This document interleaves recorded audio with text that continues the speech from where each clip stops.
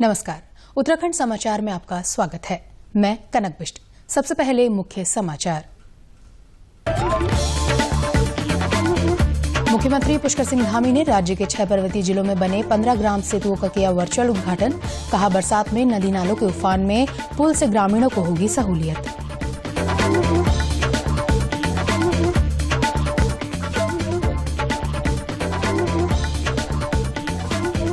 प्रधानमंत्री श्रम योगी मानधन योजना से लोगों को जोड़ने के लिए पौड़ी में हुआ कार्यक्रम। केंद्रीय सचिव ने कहा, संगठित क्षेत्र के कामगारों की सामाजिक सुरक्षा के लिए महत्वपूर्ण है ये योजना।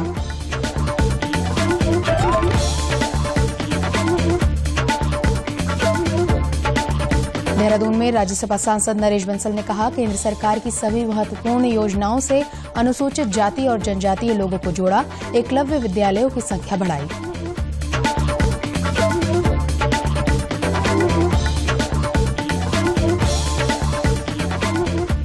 और गर्मी के मौसम में पर्यटकों से गुलजार हुई सरोवर नगरी नैनीताल। छुट्टियों पर खुशनुमा मौसम का लुत्फ उठाने के लिए दूर दूर से पहुंच रहे पर्यटक।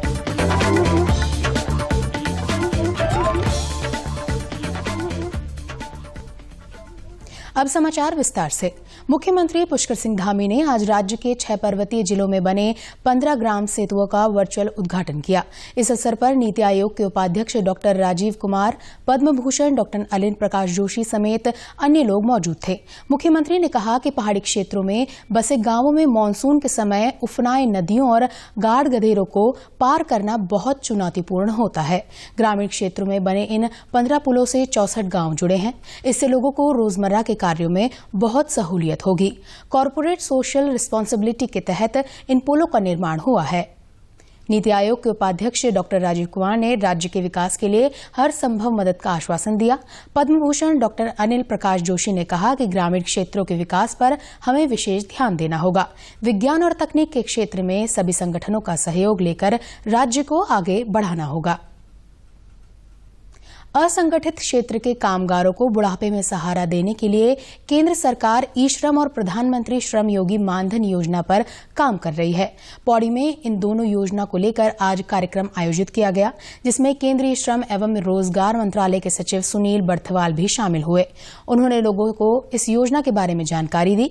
योजना के तहत 18 साल की उम्र में आवेदन करने वाले व्यक्ति को हर महीने 55 रुपये प्रतिमाह जमा करने होते हैं।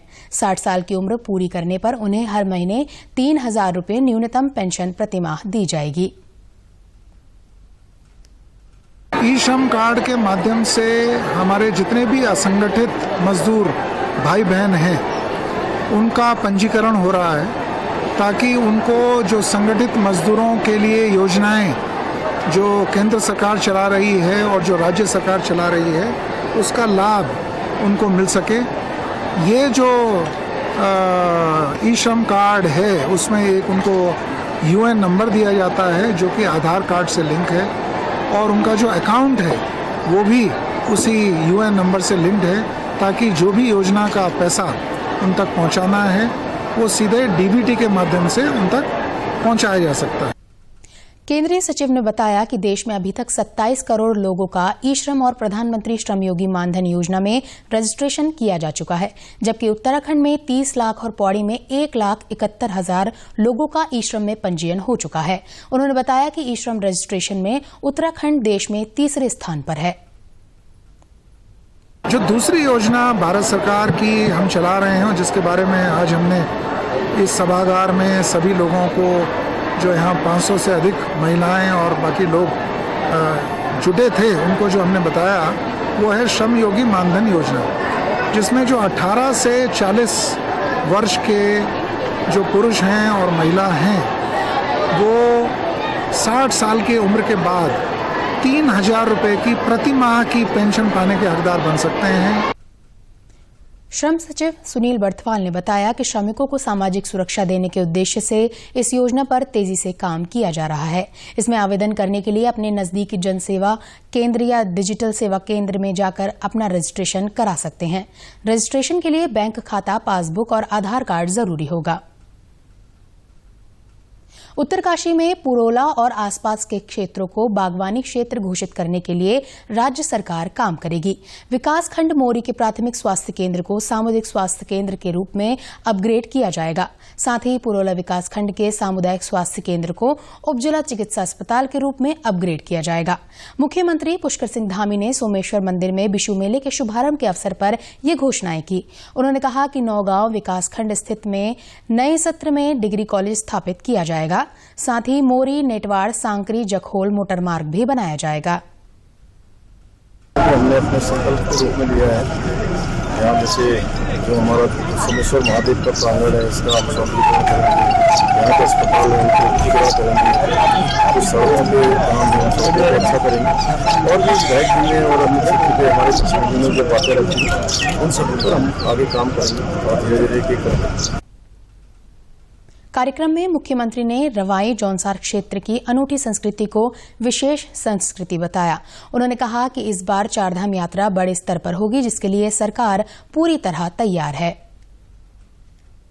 राज्यसभा सांसद नरेश बंसल ने आज देहरादून में कहा कि केंद्र सरकार ने पिछले 7 वर्षों में अनुसूचित जाति और जनजातीय लोगों के कल्याण के लिए कई योजनाओं पर कार्य किया है। ओबीसी में क्रीमी लेयर की आय सीमा 6 लाख से बढ़ाकर 8 लाख सालाना की गई। SC/ST समुदाय का आरक्षण 25 जनवरी 2030 तक बढ़ाया गया है। समाज की शिक्षा के लिए जरूरी एकलव्य विद्यालयों की संख्या बढ़ाने जैसे कई महत्वपूर्ण कार्य किए गए हैं। एकलव्य विद्यालय में 5 गुना वृद्धि की है। 2004 से 2014 तक केवल 90 थे, वो 512 हुए हैं। जनजातीय विकास के लिए केंद्रीय बजट में 4 गुना वृद्धि हुई है। 2013-14 में 221,525 करोड़ था, वो बढ़कर 87,584 करोड़ हुआ है। राज्यसभा सांसद ने कहा कि घुमंतु समुदाय समेत सभी जनजातीय समुदायों को सरकार की महत्वपूर्ण योजनाओं से जोड़ा गया है। घुमंतु और घुमंतु समुदाय के लिए विकास और कल्याण बोर्ड का भी गठन किया है।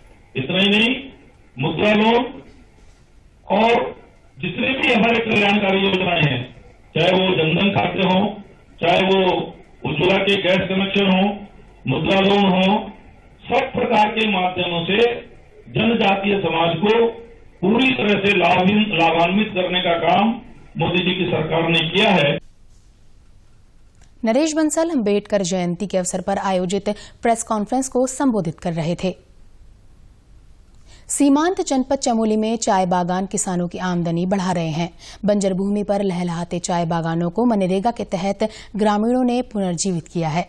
इससे लोगों को रोजगार तो मिला ही है, ये चाय बागान यहां आने वाले पर्यटकों के लिए भी आकर्षण का केंद्र बन रहे हैं। पेश है एक रिपोर्ट। चमोली के गैरसैंण, कर्णप्रयाग, थराली और पोखरी में लहलहाते चाय के बागान स्थानीय लोगों की आजीविका के साधन बन रहे हैं। अंग्रेजों के जमाने में यहाँ कई स्थानों पर बड़े पैमाने पर चाय की खेती होती थी। यहाँ से चाय तैयार कर बाहर भेजी जाती थी। अब एक बार फिर उत्तराखंड चाय विकास बोर्ड इन बागानों को पुनर्जीवित कर रहा है। मनरेगा के जरिए स्थानीय लोगों को इसमें रोजगार दिया गया है। इस बागान से जो है पतिया कौसानी के फैक्ट्री में जाती हैं, नौटी गढ़वाल के फैक्ट्री में जाती हैं, हरिनगरी की फैक्ट्री में जाती हैं और घोड़ाखाल की फैक्ट्री में जाती हैं। यहाँ से लगातार पत्तियाँ जा रही हैं, अभी भी जा रही हैं और इस बागान की शुरुआत मैंने ही करी थी यहाँ से। चमोली के 72 ग्राम पंचायतों में करीब 252.869 हेक्टेयर बंजर भूमि पर नए चाय बागान और नर्सरी तैयार की गई है। इनके रखरखाव के साथ नए पौधारोपण भी किए जा रहे हैं। जिले के कई किसान चाय की खेती से जुड़े हुए हैं। रुक्मा देवी भी इन्हीं में से एक हैं। वो बताती हैं कि बागेश्वर से लाए हुए चाय के 3 पौधों से आज उनकी नर्सरी 300 पौधों की हो गई है। वो हिमालयी जड़ी बूटियों के साथ खास हिमालयी चाय तैयार करती हैं। 5 पौधे लाई थी मैं। 5 पौधों के बाद क्या हुआ कि मैंने 5 पौधों से मेरे 3 पौधे जागरूक हो पाए और 2 पौधे खत्म हो पाए। तो वो 3 पौधे है मेरे पास। 3 पौधों के फिर मैंने क्या किया कि बीज बनाया, उस पे बीज बना के आज मेरी प्लांटेशन मेरी नर्सरी में 300 के आसपास कम मात्रा में कह रही मैं कि 300 के आसपास। अगले साल मैंने जो बीज डाला था तो मेरे प्लांटेशन में बहुत अच्छी चाय पत्ती हो रखी है। जिले के मुख्य विकास अधिकारी वरुण चौधरी बताते हैं कि चाय बागानों में मनरेगा से 100 दिन और चाय विकास बोर्ड से 190 दिनों का रोजगार दिया जा रहा है। किसान खुद भी अपनी जमीन पर चाय उगाकर 40 से 50 रुपए प्रति किलो की दर से चाय बोर्ड को चाय पत्ती बेच सकते हैं। इस कार्यक्रम का उद्देश्य जिले में रोजगार के अवसर बढ़ाना है। प्रोग्राम जो है वो टी बोर्ड और मनरेगा के डबटेलिंग और कन्वर्जेंस के थ्रू 4 ब्लॉक्स में चलाया जा रहा है। इसमें लगभग 1100 लोग अभी इन्वॉल्व हैं। इसमें जो हमारा मेन ऑब्जेक्टिव है वो ये है कि जो बंजर भूमि, जो किसानों की बंजर भूमि जो उपयोग में नहीं लाई जा रही है, उसको उपयोग में लाते हुए यहाँ पे चाय की खेती करी जाए, जिससे जो हमारे जो किसान हैं जिले के उनकी इनकम को हम इम्प्रूव करा सकें। हम यहाँ टी गार्डन घूमने आए हैं और हमें काफ़ी अच्छा लग रहा है। अभी सूरज की किरणें पड़ रही हैं और काफ़ी अच्छा लग रहा है। और हमने यहाँ से चाय भी खरीदी है, जो हमें कब किसी ने बताया था कि यहाँ की चाय काफ़ी फेमस चाय है। ब्यूरो रिपोर्ट, दूरदर्शन समाचार, देहरादून। गर्मियों के मौसम में पर्यटन नगरी नैनीताल पर्यटकों से गुलजार है। इन दिनों छुट्टियों के कारण नैनीताल की ठंडी वादियों और खुशनुमा मौसम का लुत्फ उठाने के लिए दूर दूर से पर्यटक पहुंच रहे हैं। यहाँ नैनी झील में बोटिंग के साथ ही अन्य पर्यटक स्थलों में भी लोगों की खूब भीड़ है। यहाँ पे आके बहुत अच्छा लग रहा है, मौसम बहुत अच्छा है और यहाँ पे तो बहुत कम टेम्परेचर है। अभी वहाँ पे गर्मी चल रही है ना, तो वहाँ पे तो थोड़ा ज़्यादा टेम्परेचर हो रहा है, तो यहाँ पे आके बहुत अच्छा लग रहा है मेरे को। यहाँ पे तो इतना अच्छा हो रहा है, इतनी धूप निकली हुई है फिर भी इतनी ठंडी हवा चल रही है, बहुत अच्छा लग रहा है। हम ये मंदिर गए थे, नैनी मंदिर, हमने ये बोट पे मतलब वो करी हमने पैडलिंग, बहुत मजा आया, बहुत अच्छा लगा। बहुत अच्छा, काफी अच्छा। पर मैं काफी बार आ चुकी हूँ, पर जितनी बार आती हूँ उतनी बार अच्छा लगता है। नहीं, पेरेंट्स के साथ आई थी, बट ये फर्स्ट टाइम मैं फ्रेंड्स के साथ आई हूँ, मजा आता है। किसानों की आय को दोगुना करने के उद्देश्य से प्रधानमंत्री नरेंद्र मोदी ने मृदा स्वास्थ्य कार्ड योजना शुरू की है, जिसके तहत खेतों की मिट्टी में फसलों के लिए पोषक तत्वों की जांच करने के बाद सॉइल हेल्थ कार्ड बनाए जा रहे हैं। इस कार्ड में जांच के बाद आय रिपोर्ट के अनुसार किसान फसल और खाद का उपयोग कर उत्पादन को बढ़ा रहे हैं। प्रदेश के किसान भी इस योजना का भरपूर लाभ उठा रहे हैं। नैनीताल जिले के तराई भाबर में बसे गोलापार गांव में खेत सोना उगलने लगे हैं। यहाँ के किसान सॉइल हेल्थ कार्ड बनाकर ही फसल लगाते हैं, जिसमें कृषि विभाग पूरा सहयोग कर रहा है।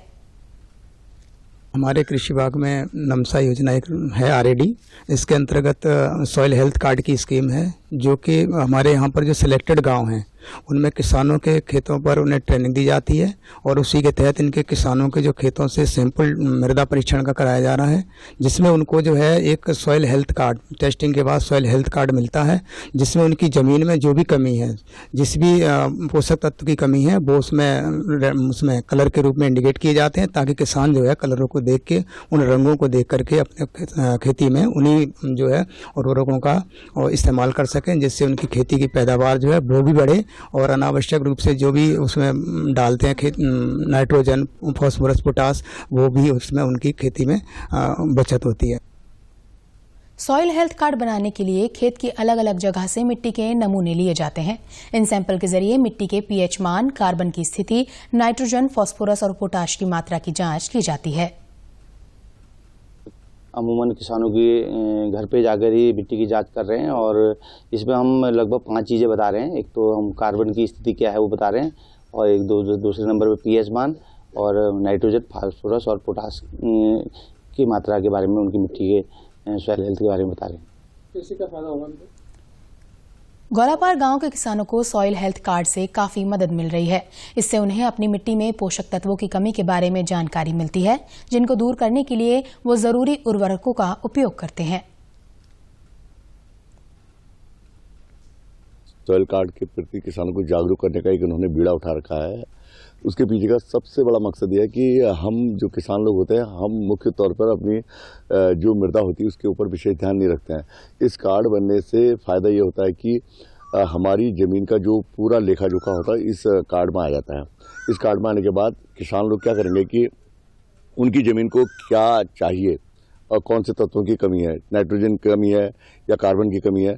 तो इस जांच होने के बाद हम उस कमी को पूरा करने के लिए इस कार्ड का अपने आप में एक बहुत महत्वपूर्ण रोल बनता है। सॉइल हेल्थ कार्ड से ये बनने से हमें अपनी ज़मीन के बारे में सब पता चल जाएगा कि इसमें क्या कमी है, क्या वो है। हम जो फसल एक दूसरे लगाते थे, आगे हमसे ये पता चल जाएगा इसमें ये कमी है, इसमें ये फसल अच्छी होगी, हम ताकि वही फसल लगा सकें और उसका भरपूर पैदावार ले सकें। और ये करने से, ये जाँच होने से हमें क्या किसकी मात्रा कितनी डालनी है, क्या है, वो हम उसी हिसाब से डाल देंगे खेत में। उत्तराखंड समाचारों में बस इतना ही। नमस्कार।